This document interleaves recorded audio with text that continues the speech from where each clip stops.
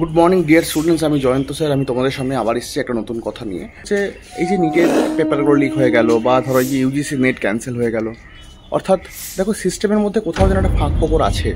এই ফাঁক ফোকরের সুবিধা নিয়ে কিন্তু অনেকে এই কাজগুলো, এই অসাধু কাজগুলো করে যাচ্ছে। তার মানে এই নয় যে তোমরা তোমাদের প্রিপারেশন করা বন্ধ করে দেবে, তোমরা ডিমোরালাইজড হয়ে যাবে, ডিমোটিভেটেড হয়ে যাবে, এমনটা নয়।